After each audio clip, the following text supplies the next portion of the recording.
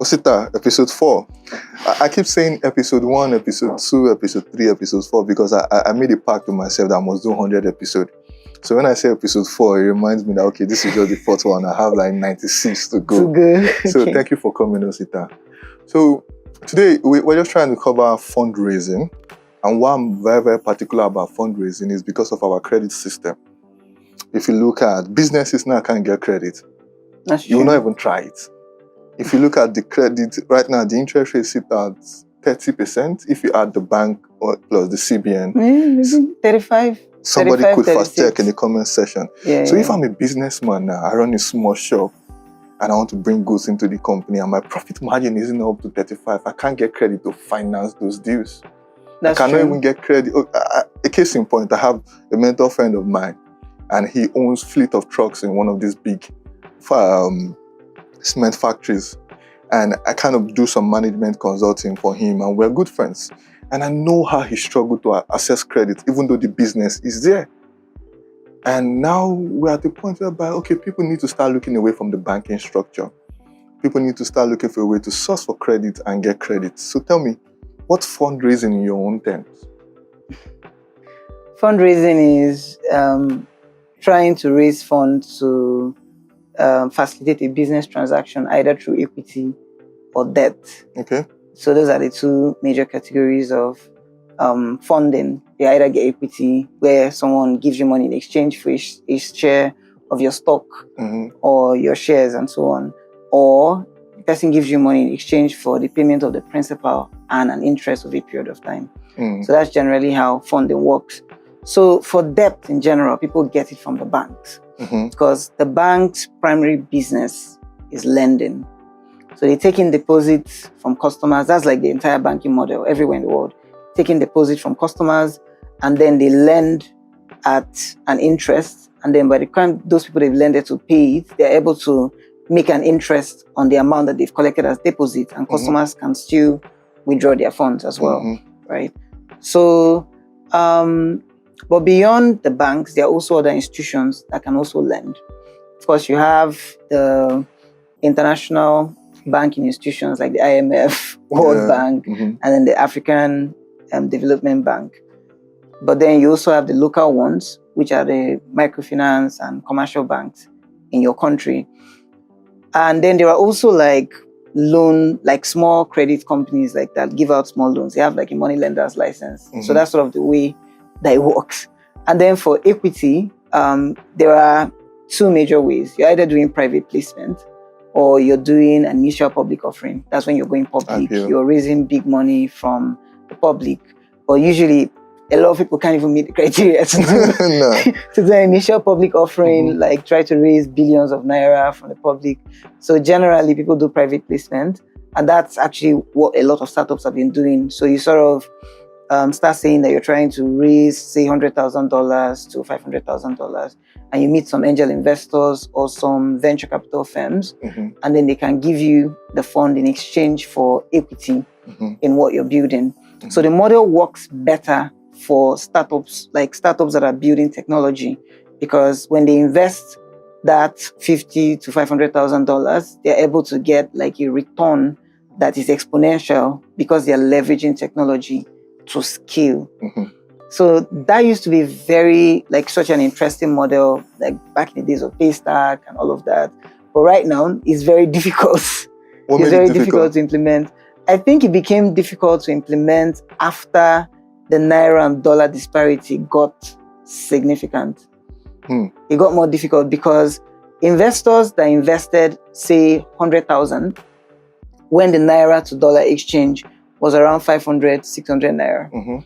Now, the founders that collected investment at that rate are now finding themselves under pressure because when they report quarterly on how their startup is doing, so before it used to be, maybe we processed 1 billion this month, and that was significant in USD. But even if you process 1 billion this month, it's now significantly less in USD. So it's more like they're putting in even more effort and they're looking like they're doing less because of the currency disparity. You know, and a lot of venture capitals and angel investors are now sort of getting worried about that, and they're like, how do we even know that they can still produce the same type of return? It is not because anything happened to the ecosystem per se. It's just that there's now a significant disparity. And then purchasing power of the general public also significantly reduced because we are heavily reliant on imported materials. If we were manufacturing our own materials, then a Naira-dollar disparity may not affect the country as much. I have a theory about a Naira-dollar disparity. Okay. I have like a theory. I'll call it a theory because it's not proven yet. Okay. I feel like if any new, let's dabble into politics a little bit. If any new administration come in, the first thing they do is to devalue the currency because it gives you more money. So let's say it's not necessarily because it gives you more money. Okay, it's a theory. Let's say you're selling crude. Crude is our major export. Let's say we are selling crude for $60 per barrel. Yeah. And you came in when the Naira was at 200 Naira and you're selling at $60 per barrel. $60 times 200, you know the math, 1,002. Yeah. So if I come in now and devalue the currency and I get it to $400 to 1 Naira, and I'm selling $60 per barrel, $60 times 400, I can make more money. Oh no, economic doesn't work like that. Okay, please. Economic doesn't work like that. I'm a lawyer, I'm not an economist. But I do know that having more money, chasing fewer goods, that is the definition of inflation. And is it not what we're battling with? No. I don't think a government would willingly want more inflation. Sometimes they can instill inflation to control interest rates and all that. So those ones are economic policy tools, but not to willingly do it solely because to increase the amount of liquidity. Because if it has more liquidity that is of less value, it's still ultimately of less value. So for example, I would prefer to be able to purchase a car at 1 million Naira than to have 5 million Naira and be able to purchase a car. I would prefer to be able to do that 1 million Naira. The reason for that is because if I take my Naira and I travel to France, with the amount of money that I have, I will still be able to get more. But if my currency has been devalued, I will now need more of my currency to buy the things that I used to be able to buy for less. So it's ultimately a lose-lose. Like, it's a losing game. Okay. Now you have put my theory to bed. I think it's a losing game. Okay, so, but fundraising, what are the processes for fundraising? If I want to raise fund now, like, yes.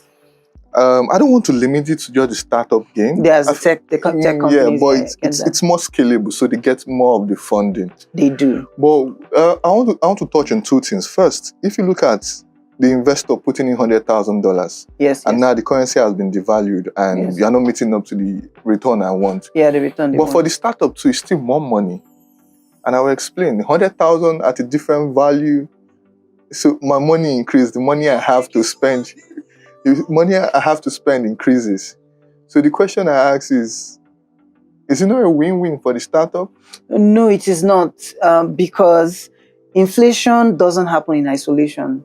Inflation affects everything. So, for example, inflation, let's say I used to earn 100,000 before, and because of inflation, my employers have increased the salary to 200,000. So I'm getting double of what I used to get. It's supposed to be a win. But then I used to pay 500 for transport, and I'm now paying 1,000. So I'm ultimately in the same position from a fiscal point of view. Nothing has really changed. So I mean, just having more money, but having to spend more still brings you back to the same position. It doesn't really change anything. So that means that the return that they can get will still not improve their position from an investor's point of view. I get it. So what are the stages of fundraising? And can you take us through it? So for startups, because I'm an expert, I'm a startup lawyer, I have a law firm called BlackCrest and all. So the first thing you do is that you first start having conversation with different investors, because you want like a warm introduction. You don't want to meet people that you want to give you a significant amount of money and they don't know who you are.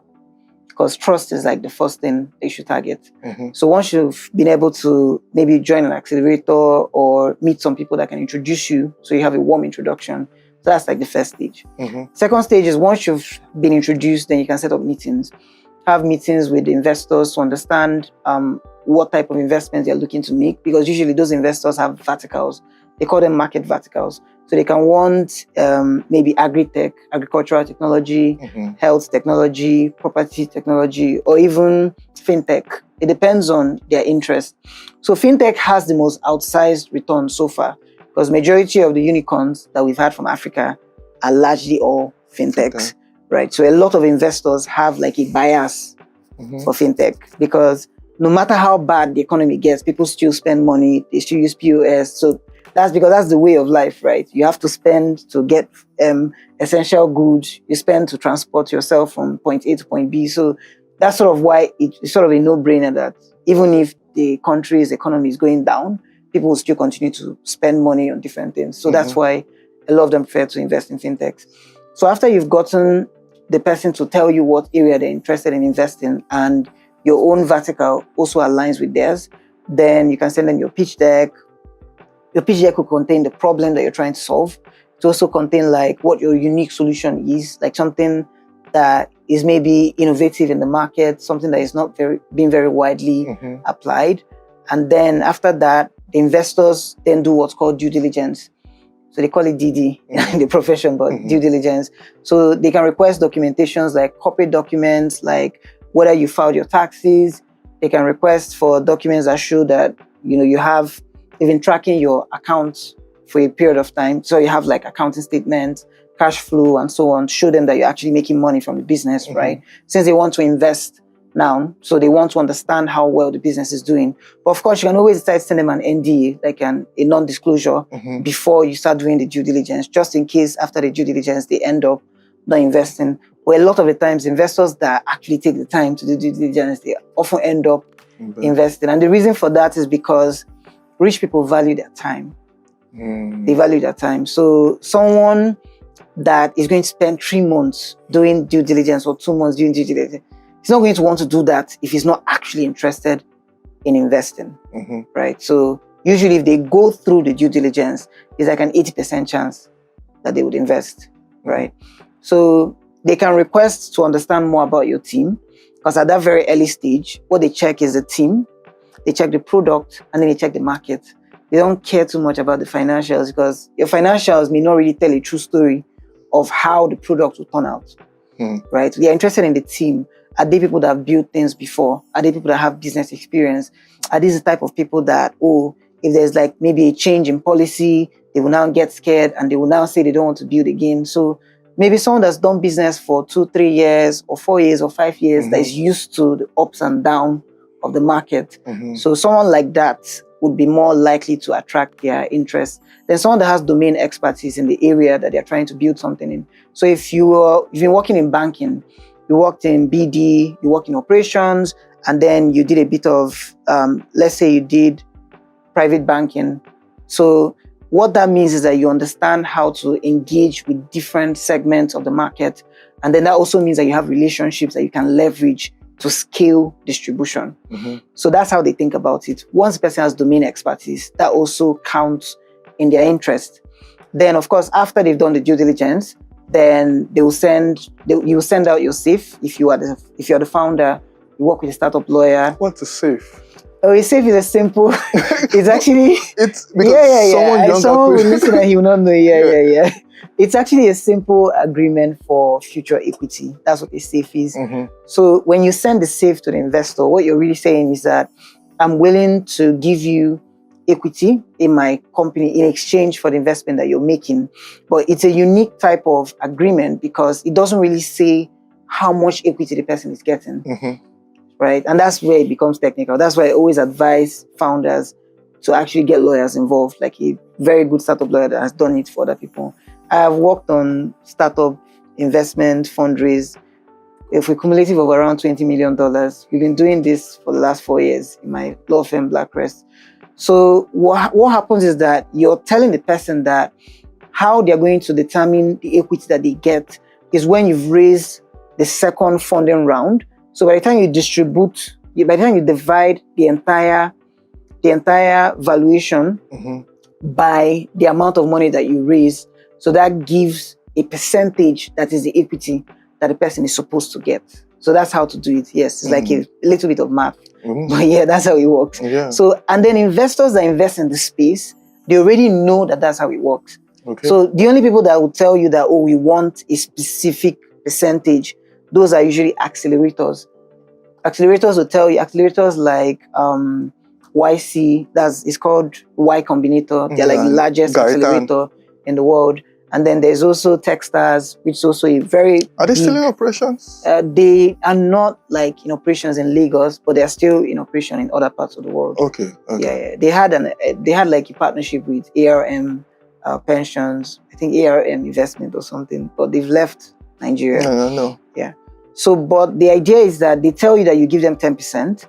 And then what happens is that if you raise further funding rounds, and as a result of the amount that you've raised, what they will do is that they will introduce a clause called anti-dilution. Anti-dilution is to prevent the amount of holding from reducing. So they want the option to invest more money to ensure that they retain that percentage. So if they say they want 10%, and because of the way you've invested, you've raised funds, that their 10% may no longer be up to 10%. They want the option to be able to invest more so that they can retain that 10%. Because how they think about it is they think about it from the perspective of the exit. So if this startup, becomes very, very successful, and then you're exiting like Paystack that sold for $200 million and so on, that means that they get 10% of that amount of exit. Mm-hmm. So that's how they think about it. And then, of course, there are laws in Nigeria that actually incentivize investment in technology and innovative startups. Two questions. We'll go through the Series A, the Series B, and Series C. But before we go there, let's focus on the law. We had a call. Yes. When they introduced us for us to do the podcast, we had a call, and you made mention of the new SEC policy. It's not a policy yet. Okay. It's like the law. It's called the Investment Securities Act. There's one that was passed in March 2025. So please, you said that would change the landscape of how fundraising is being done. Yes, it will. Yeah. It actually will. It will, because up until now, the private placement where someone wants to raise equity or debt funding as a technology startup founder, was just you get introduced, someone does the due diligence, and then they send you the money. Most of them have to incorporate a company in the US, in Delaware. So they incorporate the company and they create a bank account. And then the investors send the money to the US bank account. They prefer to do that. For the viewers listening, investors always prefer to invest in Delaware companies. They don't like investing in fully owned Nigerian companies. The reason for that is that majority of our venture capital funding comes from abroad. It doesn't actually come from Nigeria. So they are more used to the laws of the US. And they've seen a lot of regulatory uncertainty regarding the Nigerian market. They've seen a lot of regulatory uncertainty. For example, the CBN passed a circular saying that all cryptocurrency transactions are banned and so on. That was like far back 2017 or thereabouts. But now they've created a SEC regulation that is now saying that you can apply and get some kind of SEC license for virtual asset service providers. So it's like conflicting, because if you're getting a SEC license for virtual asset service providers, are you indirectly saying that they can now transact with bank accounts? But the CBN hasn't said that they cannot. So that's regulatory uncertainty. So that's why majority of them prefer to deal with what they are used to. So that's why they prefer the startup to create an incorporation, usually like a C Corp. It's called a C Corp in the US, in Delaware. And then they use that to create a bank account. So they transfer the funds to the US bank account. Yes, that's what they do. Okay, so what's the new law coming to do? So what the new law is coming to do is that there's been a lot of scam. Recently, I saw a post on LinkedIn where a founder was picked up by EFCC, and the investor was claiming that he obtained the money by false pretenses, and he used the SAFE, which is a simple agreement for future equity.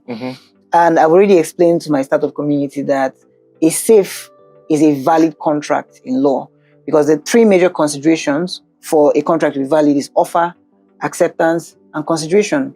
An offer was made. I'll give you equity in the future in exchange for the amount. The consideration was the amount, right? And then the acceptance was the appending of the signature. So you can't have a valid contract and claim the money was obtained on that false bid. That's like, there are two conflicting things. right? What law did the EFCC rely on to make the arrest? I honestly do not know. Maybe there's a new law that they will educate the public about. But I'm not aware of any law where a contract that is valid and binding on both parties can become false pretenses. It is not. So what you find is that before you can raise funds like that, someone will send the money to you and there's no government interference. But now private placements are largely going to now become a SEC-regulated activity because they've put safe notes as tradable instruments, securities. So a security is a financial instrument that you can trade on the secondary and primary market. I don't know, do we explain to the audience what a primary and secondary market means? Break it down. So there's a stock exchange, right? So there's a stock exchange. So when a company decides to go public, that's the most popular way that it works. You go public. So when you go public, what you're really doing is trying to raise money from the public to raise an amount of money in exchange for units of your shares. Banks have done that in the past. You buy a unit of maybe GT Bank or a unit of Access Bank for one kobo per unit or 20 naira per unit. So I'm sure people have heard of those ones. So you should be more conversant with that. So what is really happening is that you're purchasing their shares when it is issued for the first time. It's in the primary market. It's after someone else has bought the shares that first time and they want to sell. So it's now sold in the secondary market in the exchange. So that's actually how it works, right? So if they are saying that the safe notes are now going to become securities, what they are saying is that if I have a safe note for $100,000, that I can trade it the same way you can trade your shares with GT Bank or Access. And that, to me, that's very innovative, to be fair. But it also means that those that want to raise the fund will now fall within the ambit of SEC, which increases the amount of compliance that they have to do before they can even receive or raise such funds. But does that not stifle innovation? To a certain degree, it does. A young boy cannot see a problem now somewhere in, let's give it to Port Harcourt and say, okay, I want to fix this problem and I want to go raise money from this problem. It makes bureaucracy come into the fundraising game. Yes, it does. But we're not supposed to be dismantling it.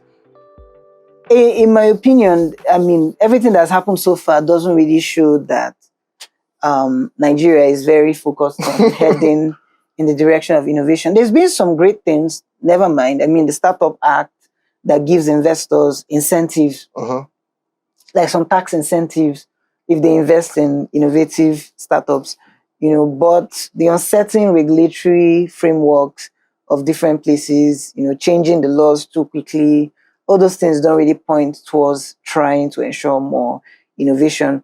And then not having a lot of transparency around, like the sovereign fund they say they want to use to invest in startups, not saying with transparency the selection criteria for such startups is also part of the issue. Okay. It's also part of the issue. Let's talk about the funding rounds. Okay. The different funding rounds and how they work. Please. Yes. Can you walk us through it? So there is the early stage. There is a very early stage that is called pre-seed. So at pre-seed stage, you're probably raising 100K. You want to build out the MVP. That's the minimum viable product, which is like the barest minimum of what the solution can look like. So maybe if you're trying to build something like a logistic platform that can reduce the cost of logistic for current players in the space, instead of building out like a platform that integrates Google Maps, that can track where each of the trucks are, which is expensive to do, by the way. Just a geolocation is very expensive to do because each time you call the Google Map, there's like an amount that you pay and it's in USD. So imagine doing that in real time for 50 to 100 trucks all over the country. That's very expensive. So maybe you want to start with just an Excel sheet where if this person is in Ibadan, you put the location, put the date, and put the time. And then you have someone that calls on phone and, asks the person, where are you now? Or where are you now? What produce are you carrying? So that's a very manual process. So that's what's called an MVP. It still solves the problem, but it's very manual, it's very restricted, but using that process, you can scale to the first 10 to 50 million. It will just be stressful, but it's possible, right? So when you're raising pre-seed, what you're trying to do is to now improve that process and actually build a platform that can automate the entire system. So that's what you're doing at the stage of pre-seed. So at the stage of seed, the seed stage, what you're doing is to now try to scale what is already working, the platform that you've already built. So you're very focused on distribution at that stage. You know, how to strengthen your distribution network so that if you are doing, say, 20 billion in monthly GMV, you want to be able to do even more in a single month. And you also want to empower other people that will also hire their own distributors, that will be part of a larger network that still all brings revenue to your company. So when you're done with the seed stage, people that go for Series A to D, right, are people that have already established a very, very successful business that are on track for unicorn status. Unicorn status for a startup is when you've reached $1 billion and above. So that's how it works. It's like the ultimate dream of every startup founder. You know, I want to clock unicorn status. I want to build a $1 billion company and so on. I personally don't think that a lot of founders should aspire to it because it leads to focusing too much on technology and not actually building something that is sustainable. It's not every startup that will become a unicorn. There will be some, and sometimes it doesn't even have anything to do with your hard work. Sometimes it's just grace. Oh, this person just plugged in and just got introduced and just got... So it's not everybody that has that. So there will be those that will work very hard and get it, but there will be a lot more that will work that hard and end up killing the business. Yeah, so I think we're too focused on building unicorns rather than solving real problems in Africa. I think that's our big problem, which is why people prefer, oh, I just want to build something for fintech because they think it will help them become unicorns faster. But building something that solves healthcare would ensure that the problem is actually solved and that they have sustainable revenue. And then maybe in 10 years or 15 years, they will still eventually become unicorns, but they would have impacted a lot more people. So I think we're not always very impact driven. And that's why you see a lot of people raising funds, and yet we still see the same problems that we're seeing. So you say you're a lending company that wants to help people get more access to credit, help market women, and then you give somebody 100K and expect them to pay back 200 and something. So how exactly are you helping? CBN rate is at 20-something%. No, I get that. But then the point is that your innovation should be something that helps people to figure out the CBN rate, not something that just leverages the CBN rate to make more money for yourself and maybe scam unsuspecting people that don't even know how credit works. I think there's so many people that don't know how credit works in Nigeria. Yes, there are. Maybe I'll do a podcast on it. You probably should. But let me sort of circle back to what we were discussing earlier. So you're trying to build unicorn status. From Series A, you're raising a minimum of 15 to 20 million. You're not raising 100K, 200K, 500K. You can even raise $1 million in the seed stage. But once you're trying to do a Series A, the venture capitals that you're speaking to are seeing that, okay, the business has grown. Maybe you're doing an agri-tech and you're impacting over 200,000 farmers and, you know, annual, like monthly GMV, like the amount of transaction happening is like 6 to 8 billion. And sometimes you have a peak where it gets to 11 billion, right? So they already see that it's a sustainable business model. This can even scale to other African countries if you have the right partnerships and things like that. So you're trying to raise like 12 to 20 million dollars. You're usually not trying to raise a small amount.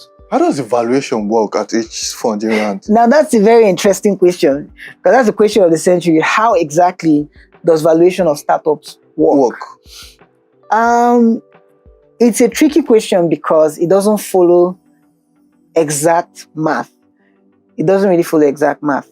They can calculate their returns based on math, but how do they actually come to the initial valuation is based on several different factors.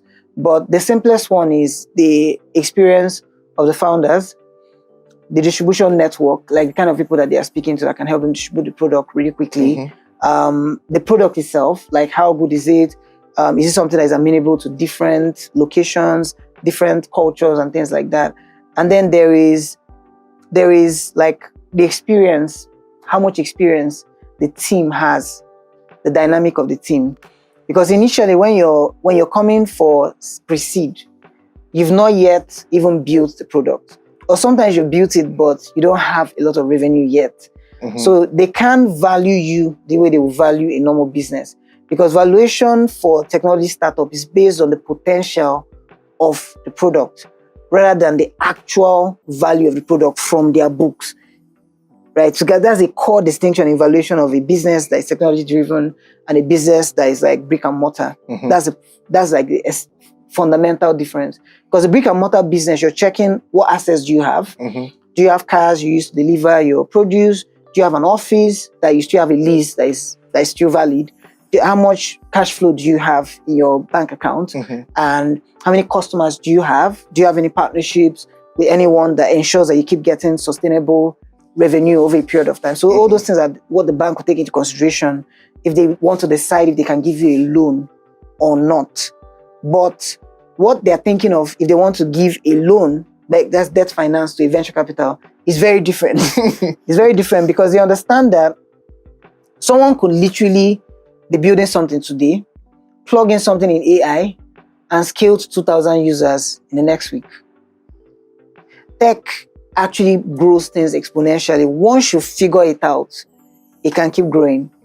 And that's why a lot of them keep still investing, even though a lot of startups have failed. Because they know that if just one works out, you can recover the losses. It's like rolling the dice. Yeah, it's called the power law. So you invest in like 10 and 2 or 3 would work out. And the returns from those 2 or 3 will cover the losses of the 7 that failed.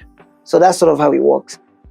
That's sort of how it works. So a fund can have like, say, $100 million and they spread out their investments. Maybe they invest up to $40 million in companies already established, fintechs are doing well. Those ones they are sure will keep raising funds. And then they can do check of 500K to like 20 other startups to see, like prospect and see how it's going. So the idea is that they want to be able to return at least 3 times their fund size, right? So what they're checking is, based on the market that this person is playing in, are they able to return this in like 4 or 5 years? That's how they check it. So if you're playing in fintech in Nigeria, the population keeps growing. We have more people entering into the job market because we have a young population. So it means that it's sustainable because there will be new people opening accounts. Banks understand this very well. Every year they go for NYSE, they open new accounts because it's a sustainable system, right? If you're trying to do something in agriculture, we already have food insecurity, right? So what you're thinking is, how are the right incentives existing for this type of business model to continue to work? So if I'm aggregating produce from farmers who I then give to off-takers that are either exporting or processing them for finished goods, right? So the question would then be, would the government at any point allow people to start importing those items? Because if they start importing those items, then it means that they're directly competing with the local products. So that's how to think about it. And you then check, in the past, has the policy around importing been consistent? Jonathan says, let's not import rice. This other person says, let's not import rice. This person enters and says, let's import rice. You know, so it's about policy consistency. Sometimes you can be right, and sometimes you can be wrong. But those are the things that really play, the macroeconomic factors that play a significant role in how well a market would perform. So what then happens is that sometimes a policy has happened that is affecting your business, and then you switch your attention to something else that can allow you to keep making revenue while you wait to see if there's a new regime that will switch back the policy so that you can keep benefiting from there. So founders need to be very resilient. They need to keep thinking outside the box on how to keep remaining in business long enough for the policies to start to favor them. All right. Thank you so much. Thank you so much, Osita. I just got schooled on funding, and I'll go home and I'm like a brainiac now. But so let's talk about the last segment of this podcast will be scholarship. I know you're a Chevening scholar. Yes, I am. So I have a younger audience. They are coming into they are still in their NYC. They are trying to get into the job market. Some people just want good quality of life outside the shores of Nigeria. That's people's dreams, and it's valid. It's now a Nigerian dream. The Nigerian dream used to be, I want to make it in Nigeria, take care of my kids. Now the Nigerian dream is to leave Nigeria. The Nigerian dream is to leave Nigeria, and it's sad to see. Very sad. It's sad to see. Very sad. So I think we have projected ourselves that way. Go get the education and come back. I think we have sold it consistently to people, and most of our leaders have also sold it consistently to people that go get your education and come back, or go there, learn how it does and come back. It's a good thing, but at the same time, it doesn't create a culture of we are building the country together when there's always, I can go and come back, so why should I care? So, oh, I see. I can go. India did it. They opened up their economy for people to go out, learn skills and come back. But at the same time, they also advocate for people to go to the best schools there and also start building products. So one of the key things I want to talk about is scholarship. How can a young grad, an NYC copper, or somebody doing the 9 to 5, that the dream is to go abroad, how can they get scholarship? What are the processes in making it happen? I would say the first thing that anyone that wants to apply to a scholarship should do is actually to decide what their interest is. Because I say this from experience. I got over, I think, 35 rejections or thereabouts before I eventually got the Chevening scholarship. And then people will wonder, like, you're just 29, like, how did you get 35 rejections between 2019 and 2022? It's because I applied to a lot of schools. I applied to Canada, I applied to US, I applied to UK. Like, at the point, I really wanted to leave the country because I was just fed up, right? I was just fed up. And a bit of context that people don't know, I did not have the best grades from law school because unlike a lot of professionals that graduate and their undergraduate degrees, their result, as lawyers, you have both your undergraduate results and then you also have the law school results. So, and then the two of them combined is what determines your, like, it determines like how easy it's going to be after you're done with school. So after I finished my undergraduate degree with a 4.31, like very good 2-1, lots of A's and all that, even won a scholarship for being the best student in contract law. I've always been smart when I was much younger. Then I now went to law school, had four A's and 1 B minus. And then it was a 2-2 because they grade you by your lowest grade. So that's what law school does. But then what it meant was that every single place I went to for, maybe I go for an interview, I'm interested in joining their firm. Once they ask me for the law school result and I explain, they don't want to hear any other thing. Once you've told them that it's a 2-2, that's it. You're done. It doesn't happen like that again. But back in 2019, that was how it was. Now, I was lucky, and I say I was lucky because I entered school at 16. I finished at 21. So even when I was done with law school at 22 and had that grade, I still had like a lot of time to like figure out a lot of things. So I just started doing business and applying for scholarships. So that's why I applied a lot and explored different things. So you need to decide on what you want. At first, I thought I wanted to do a master's in law, but I was doing business and most of my background from when I was done with uni was business. I started a writing company. I started a fintech. I started an ed tech. I did a lot of different things, right? I even got into the Nigerian University of Technology, the school by Dr. Kechupu, Enelama, and Dr. Mobola Johnson. They're trying to build like an MIT prototype in Africa. They wanted young innovators. I was part of the first cohort of young leaders that went through a postgraduate diploma in technology and management. So that was in 2020, 2021, right? And then after that, I then applied for the Chevening scholarship in 2022. And I went for a master's in innovation management. I didn't go for a master's in law. So that's why I'm saying people need to decide what they want to do first. That's the biggest part. Because what you want to do usually aligns with the things you're interested in and the things you have some experience and expertise in. So that when you're competing, you compete from a favorable point. I say this because I studied law, but then I did a master's in innovation management. And my PhD would be in innovation management and business strategy. I'll probably end up a professor of innovation. So people need to decide. It doesn't matter what you studied in your undergraduate degree. Unlike Nigeria, that, if you studied maybe fine art, your master's should also be in fine art. Abroad, they actually allow you to choose what you want to study in your master's, and they don't look negatively at what you did in your undergraduate degree. As long as you have some experience and maybe a personal statement to back your interests, you still have a shot at getting in. In fact, they believe in multidisciplinary approach to learning. So having someone in an MBA class, for example, that was like a professional dancer or a professional musician, it brings some perspectives to the learning and discourse that they would ordinarily not have if everybody that came for the MBA program was just a business graduate. So the way they're thinking about it is different from the way that we are thinking about it in Africa. So that's why it's very important. Know what you want. And then a second thing is start trying to do things that make you stand out. Scholarships are competitive. Over 8,000 people applied for Chevening the year I applied, and they selected 44. That's less than 1%. I have a friend that got into Chevening and is so angry with those numbers. Like, yeah, it's less than 1%. It's less than 1%. So, and Harvard, the admission rate is even like 2 point something percent. So it's more difficult to get into Chevening than to get into Harvard. Ooh. It is. The odds are more. The odds are very steep. Shocking. So why is Nigerians not trying Harvard instead? Why Chevening? Because they think that it's more difficult to get into Harvard.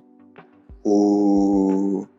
Yeah, because of their global reputation. It's more difficult to get into Chevening, actually. So what are the processes of applying? I think you should always have your transcript. Like, don't wait. Like, once you're done with uni and it's been a year, just apply for the transcript.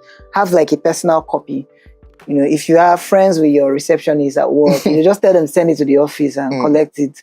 But you should have a copy of your transcript. Very important, because when you apply, you usually send it, and it's when they've now admitted it that they can now ask you to send the copy from your school.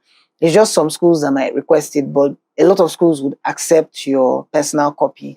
It's only when you've been admitted that they will not ask you to send from your school. Yes. So having your transcript, very important. Do your international passport ASAP. You know, because you don't want to, because some of them will even require you to put your international passport data page as part of the application process. So you don't want to now be trying to apply and now be running around to get the passport. That's not a good idea. I think that you should get your passport, you should get your transcript, you should get your IELTS, this English exam. If you can write it, write it.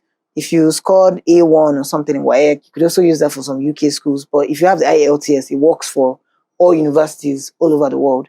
So having the IELTS can really help. I wrote it that year as well. I wrote it in 2019 or 2020. No, it was 2019 because we had to sit at home in 2020.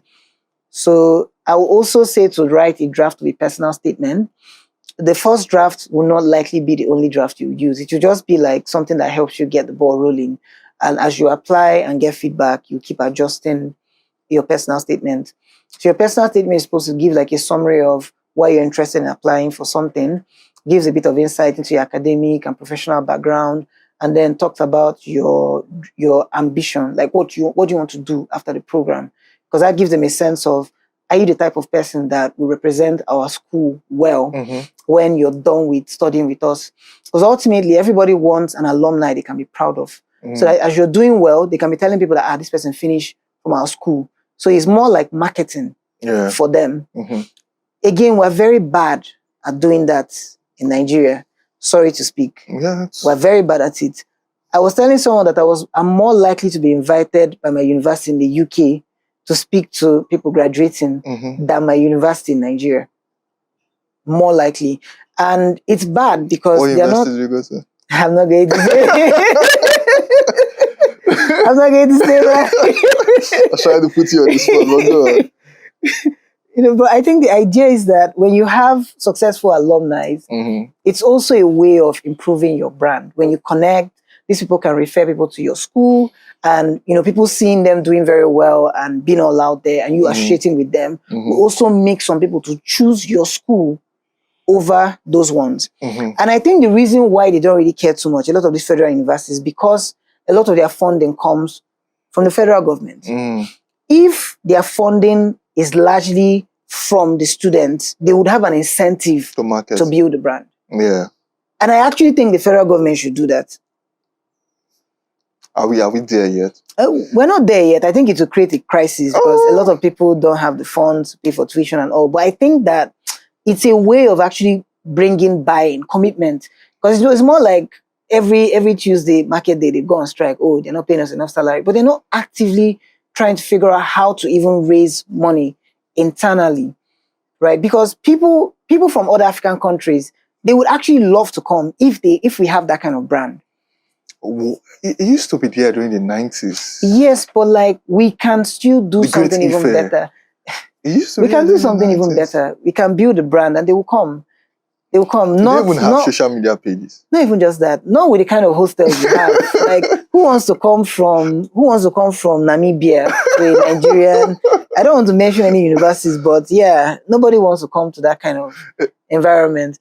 You know, so it doesn't mean that they have to rebuild the structure. Mm-hmm. But if students go on holiday, they should at least try to standardize the rooms. There should be wardrobes that are standard, not with rotten wood.